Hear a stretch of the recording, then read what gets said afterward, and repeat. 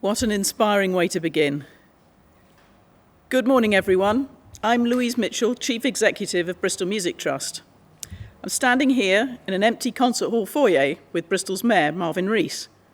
Not quite what we expected in 2017 when we publicly announced the decision that we'd be changing the name of Colston Hall. So very much has happened since then, right across the world and right here on our doorstep in Bristol. But before we start talking about naming, I'd like to have a moment to recognise the devastating challenges that the arts and culture sector faces as a result of this global pandemic. Locally to us in Bristol, we have many friends, colleagues and partner organisations who are announcing major redundancies, an emergency that is repeated in concert halls, theatres and galleries throughout the world. We're so very grateful to Arts Council England for all they have done to secure the government funding that has offered a lifeline to many arts companies and to the many other generous individuals and organisations who've pledged support to keep performance alive. We can only hope that it will be enough. We will keep fighting for the arts, and I pledge solidarity on behalf of myself, our team and trustees with those colleagues, friends and partners who are battling through this storm. We can never underestimate the power and the value of the arts and of culture. This space is filled with the echoes of music, and that's why I'm standing here today, making an announcement that looks to the future with hope. Music and performance have been taking place here for more than 150 years, entertaining more than 300,000 people a year. The power of music has moved audiences, inspired our children, showcased a never-ending stream of diverse talent and genres of music, and brought unity and joy to roomfuls of people. Live music triumphantly played out in this concert hall by world-class musicians has soothed souls and exemplified hope and togetherness. If you're watching this announcement as we stream it live via our website, and particularly if you live far away from Bristol, you may not be aware that the hall is currently undergoing a major redevelopment. We closed the doors in the summer of 2018 to begin a multi-million-pound transformation that will see Bristol's beloved music centre transformed into a world-class venue, a magnificent space for all to enjoy. It's one of the most ambitious arts regeneration projects in the UK and will see the creation of 3 new performance spaces and the opening up of our cellars to create a vibrant music education centre, ready to deliver music tuition and industry support for even more young people. When we reopen, we will enjoy one of the best, most accessible and sustainable performance venues in Europe.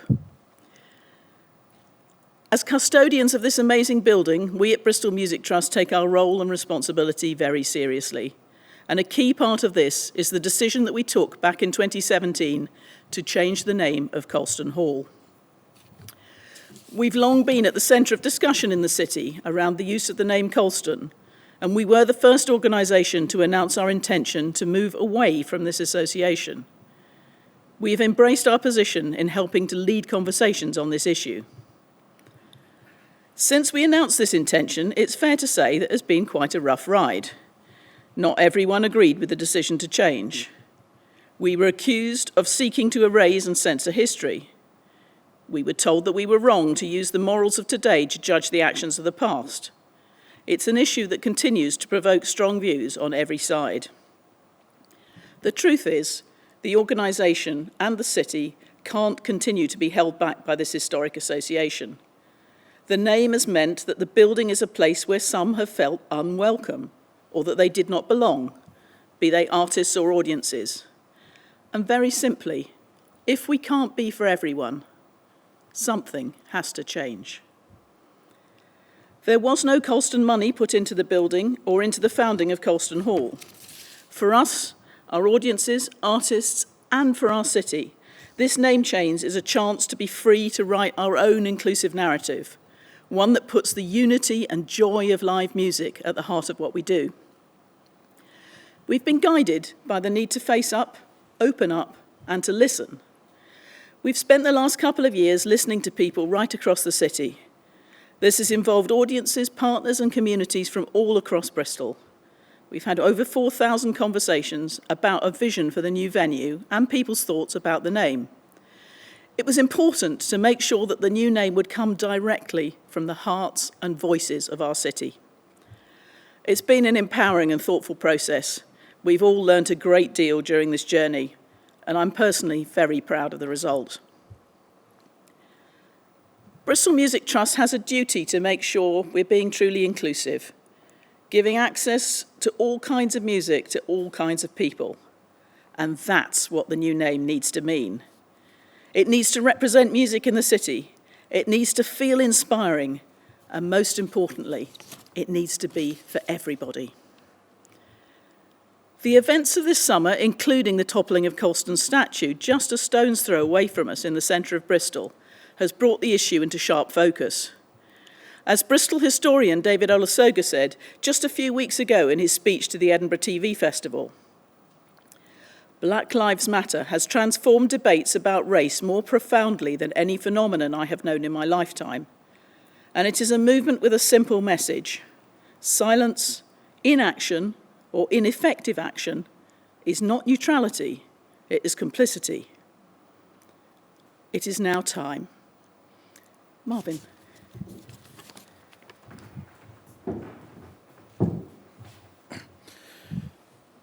Thanks, Louise. And it is an incredible day to be here, actually. And as you said, it does feel odd not to have the hall filled with people, to be here with us to share in the occasion. But nonetheless, obviously, people are able to watch us, and the conversation will still be live after today anyway, no doubt. So I just want to start by thanking you and Bristol Music Trust.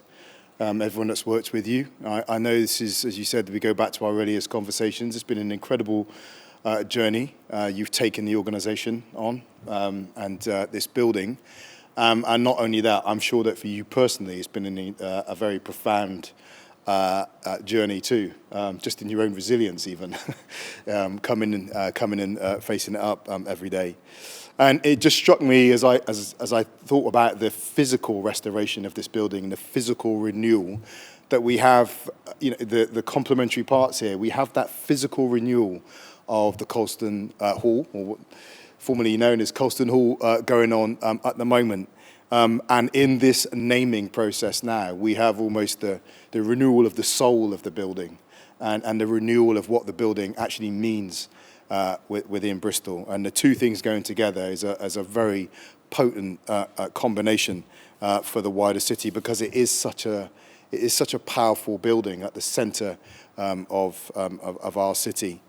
I think the process you described of engaging with so many thousands of people across the city is one that we both welcome, has been so important. We've stated so many times just how important it is for us to build a city that is for everyone. And that means that for those people who are elated that Colston's name is being removed from certain places within the city, feel included. Those who are indifferent to that feel included, and those who are dismayed at the loss of the name because they feel some kind of an attachment to it, because they feel that there is something in Colston that embodies the city of Bristol, that they feel included. And that inclusion has to come from a process in which people were respected. So even if people don't get what they want, or even get what they didn't want, they know that there was an inclusive, a just, and a fair process to get to the position we ended up. And that's the best thing we can hope for in a democracy in which, by definition, people want different things. So the justice and integrity of that process is important, and I thank you for all you've done to oversee it. I really welcome the vision for this building as well.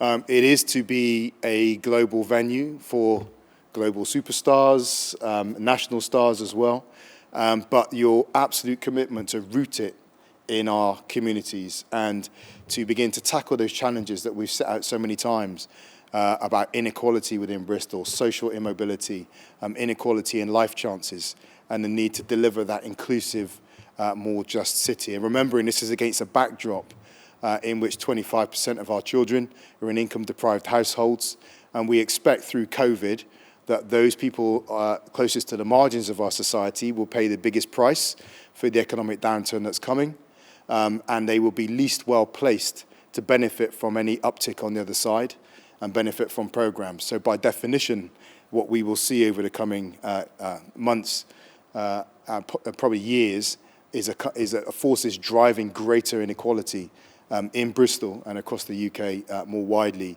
So it's really important that iconic venues like this play their part in helping us to work against those broader economic forces that threaten to undermine our communities. And also the role of this building within our broader cultural offering, as you said, Louise. You know, we recognise the hit to the cultural sector, the nighttime economy that's going on now. We'll work with you and with the city to try and support our creatives and all our cultural venues. We'll work with government as well, but there's no easy way out of this. It's going to be harm minimisation. But my hope is that the renewal of this building, the physical and the soul renewal, as it were, and our commitment will be a really positive contribution to the city's future. So thanks for everything you've done.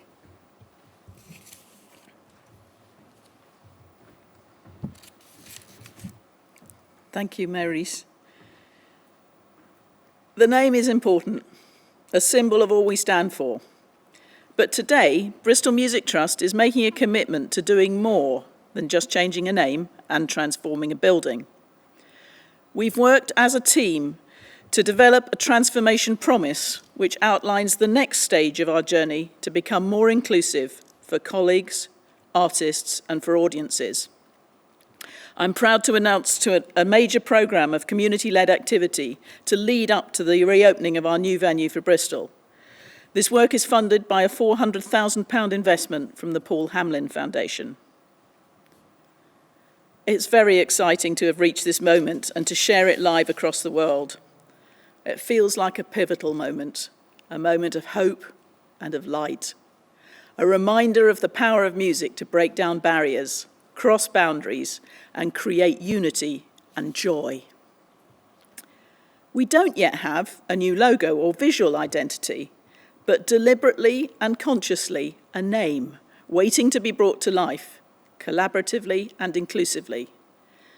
It needs to be co-created, so we've started work with local young creative artists through Rising Arts Agency to design a visual identity that reflects the diversity of our city. There'll be lots more detail on our website and social media channels today, as well as a whole host of specially curated content and videos. So please do take a look at those. Music and poetry always say things better. So it's time to hand over to a specially written poem by Bristol's city poet, Vanessa Kusule, brought to life by a number of Bristol voices. Bristol, that brick and that car and that house. And that streetlight strawberrying concrete slabs to restless disco. A beacon, bright, blink twice. Look up, out and over. New look of paint. Rhythm switch. Cymbal shimmers and bubbling riff. Bristol, chaos chrysalis curled like a treble clef. Familiar. Mysterious. That song kept under your tongue like a sugar lump.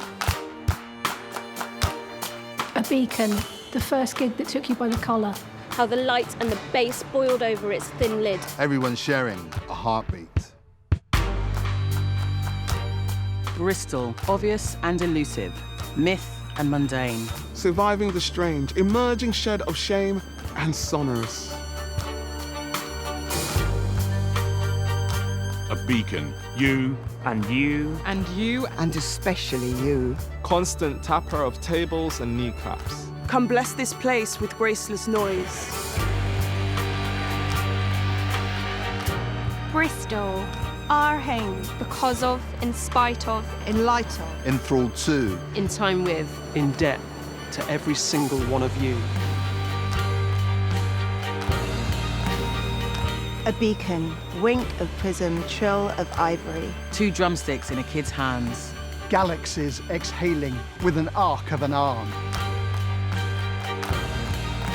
Drum roll.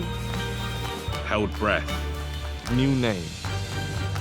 Bristol Beacon. It's time.